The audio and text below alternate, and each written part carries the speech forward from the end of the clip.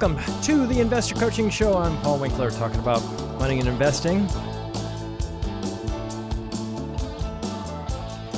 Yes, there is always lots to talk about in this particular field, especially when the whole world seems to be throwing us a curveball, right? So, I was having an existential crisis. No, I really wasn't.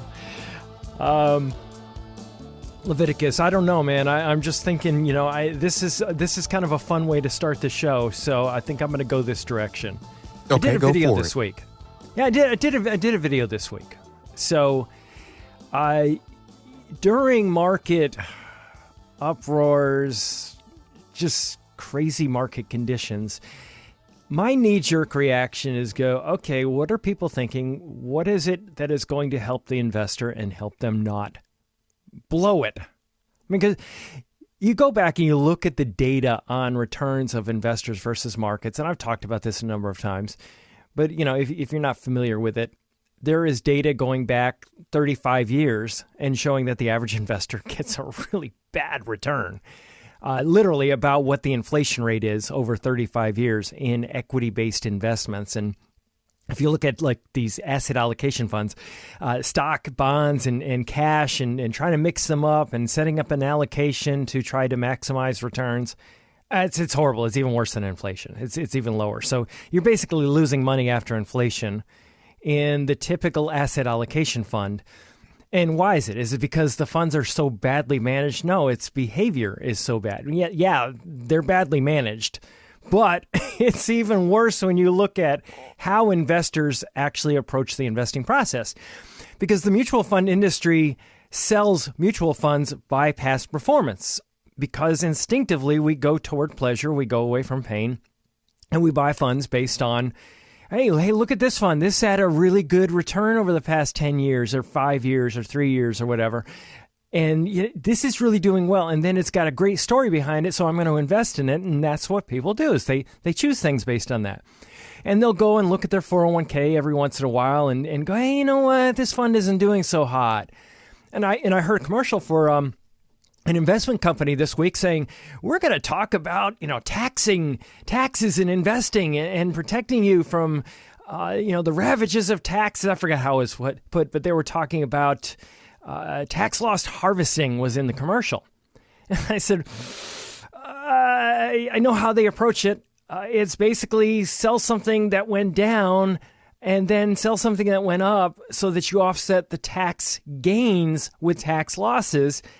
But here's the problem. You're going and selling something that's down, and then what happens is that is the thing that ends up going up, and you end up missing on the upside. And it's not a really great way. Now, intra-fund, it's okay to do that, but that's not what was being talked about. Intra-fund, let me explain that to you. So if I have a fund that's investing in small U.S. stocks, for example, and inside of the fund, you might have a management of a portfolio where, let's say that I've got to take some money out of the portfolio, and you'll sell something that is down inside the portfolio and sell something that's up inside the portfolio.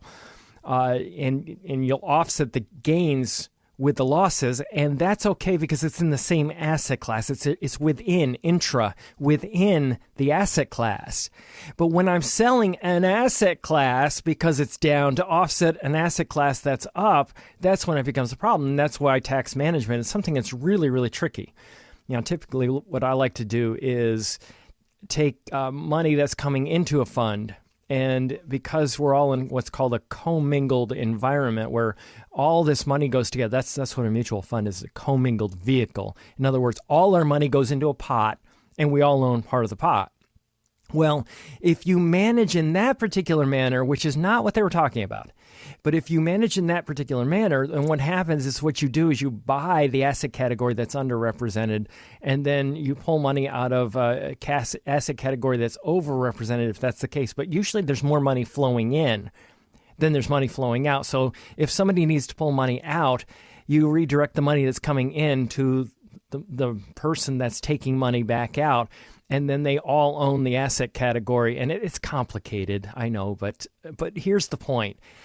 typically the way people do this is really backwards. It's really backwards because they're going and selling something that is down, and the reality of it is markets work in cycles. So what I'm trying to do all the time with this show and with videos is to help control behavior and help people not behave badly around their investments. I saw something, I think it was Warren Buffett made a comment that 90% of people forget about it. They're not going to manage their portfolios properly when it comes to these instincts and emotions. And I think it's probably higher than that, but he stuck the number at 90%. But what the problem is, and my belief is, I think I can educate people to the point where they don't screw up like that. That's always been my goal. So what happens is I do the radio show every week, but in between shows, I do videos if I need to, and I did one this week. And it was, in essence, I try to look at different ways of keeping people disciplined. And what I did this week, which was kind of fun, is I gathered data. And I went back to various points in history and looked at, well, if you had bailed out on this market downturn, and when you went through a downturn, if you bailed out and you stuck your money in treasury bills, and basically what I used for the rate of return in treasury bills, which is a risk-free investment, is I used the period of time of 2021. And so what was the rate of return of T-bills during that period of time? And then what I did is I said, well, if you had taken your money out of the market, it was a depression, and I looked at various downturns throughout history. 73, 74 was another one that I looked at. Another one that I looked at is 2000 through 2002. Another one that I looked at is 2008.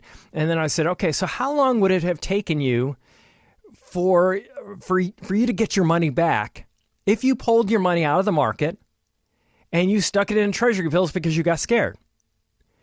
And then I said, well, how long did it take if you stayed with stocks? And I don't remember the numbers exactly, but it was like the Depression. The amount of years it would have taken for you to get back to even was over 5,000. I mean, literally, I was thinking of all kinds of jokes. Is the cavemen wouldn't even have their money back yet. It was just literally ridiculous how long it took. Now, how long did it take you if you stayed with stocks? It was like 3 years or something like that, or 3 or 4 years. And I said, it's a long time, but 5,000 years is longer. And then what I did is I said, well, what about 73, 74? It took you 1,000-something years. I forgot how many years. It would have taken you, if you had put your money in treasury bills, it would have taken that long for you to have gotten your money back. And then I said, well, what if you stayed with your stock portfolio? And I divided it up between large, small, large value, and small value, U.S. I didn't, use international because I went back to the Depression. We don't have data on international going back that far. So I said, well, how long would it take? It was about a year. And then, I went to 2002. I did that, and it was another 1,000, 2,000 years. I forgot how many years. And then, so how long did it take if you stayed with stocks? And it was like a year or two or something like that. And then I went to, I think it may have been even under a year. And then I went to 2008, and it took a couple of years if you stayed with stocks, but it would have taken, like 1,000 or 2,000 years with that. So I was making the point, look, this is, when markets go down, it's not a really great time to panic and go to cash because they recover. And remember, if we look back through history, it's 2.2 days out of every year historically. 2.2 days. I mean, you're not mishearing me. That all of market returns occur historically. So this was a study that was done where they looked at the University of Michigan, and they looked back at from 1963 to the early 2000s, and they said, how many days, how much of the return of the market occurs in what percentage of the days? And it was 96%. 96% of returns of the market occurred in 0.9% of trading days.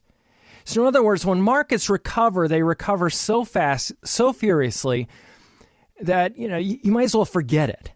You can't get back in time because the market's already recovered most of what it's going to recover. So I find that it's really, really important for me to get out there and get ahead of this stuff and make sure that I'm informing people and helping them put things in perspective. And I had one email, and I won't name the person or anything like that, but he just says, I can't watch any more of your videos. He always say the same thing. Now's the time to buy, buy, buy. Ironically, your company doesn't make money if your clients sell, sell, sell. It says, but you can't predict the future, but you use past data to predict the future. Of course, the prediction always says you should not sell. I'm losing faith in your company. And I said, okay, good. This is a good radio segment. And the reason it's a good radio segment is because, number one, I'm not saying buy, buy, buy. I'm saying make sure you don't sell, sell, sell. Don't, hang on. Now, buy, buy, buy would be market timing as well. What's that? I was thinking the same thing. I didn't mean to cut you off or anything. No, that's fine, man. That's exactly right. You're right. It is. It's not. You got me hype over here. Go ahead. All right, cool. No, that's good because I want people. I want you engaged. This is really what it's about. It's make sure you don't sell. It's not market time and it's time to buy because it could continue to go back down. I don't know. I don't make those predictions. But here's the thing. Yes, I know. What has this show been for 20 years? Exactly. Not making predictions. But here's the thing.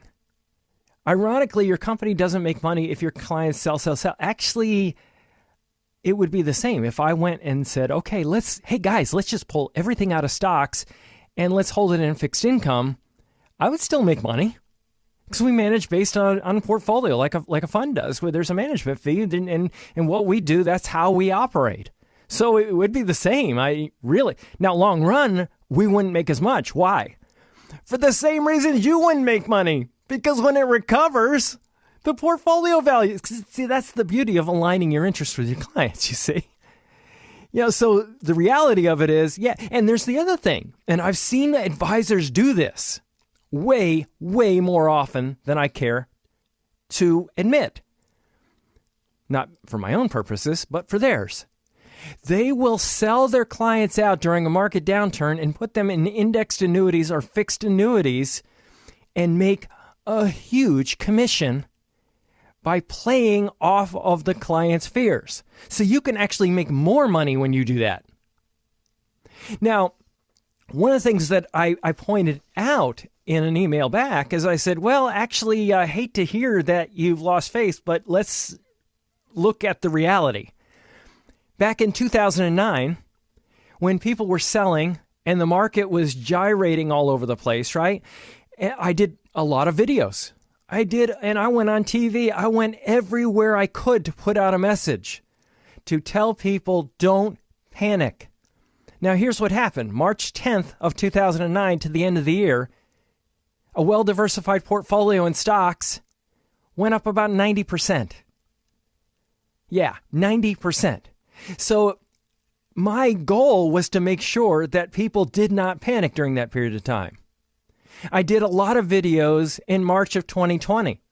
Matter of fact, I did a workshop, which was literally 2 days before the market recovery occurred. And it was, I'm too old for this. And you can actually see there was something like 60,000 views of the workshop. Crazy on Facebook. There weren't as many views on YouTube, but there were a lot of views on the Facebook that we had done. And the essence of the workshop was people saying, I am too old. I can't go through a downturn. It takes too long for markets to recover. And I can't put up with this anymore. And people were using that as an excuse to sell out. And I basically said, no, that's crazy sauce. Don't do that. And of course, what happened is you had this huge recovery to the end of the year. Now, I'm not saying I have this ability to time the market or anything like that and just watch my videos and know when is a good time to buy. No, my point is this, is don't panic. People they feel an urgency about their money. And I get it. It's scary.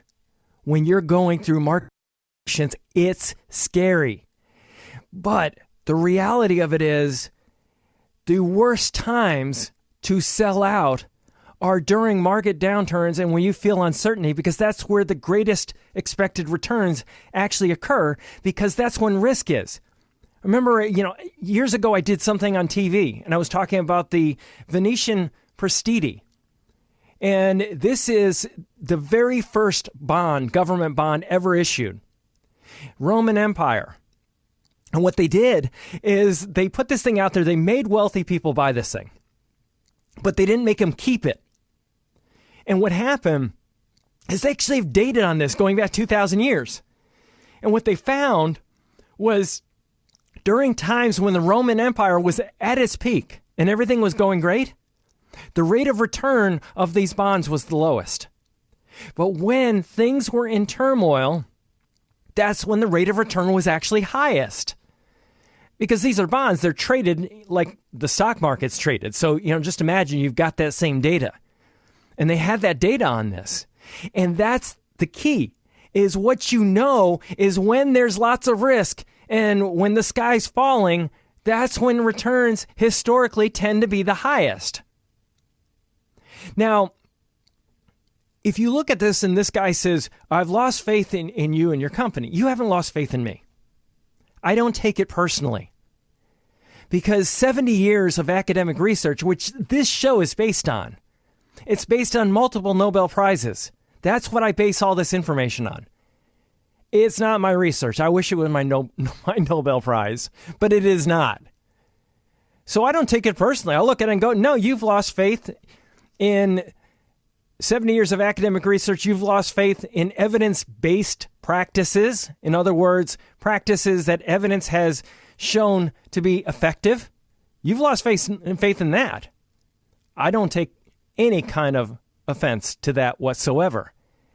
But that is the idea behind these videos. That is the idea behind this website.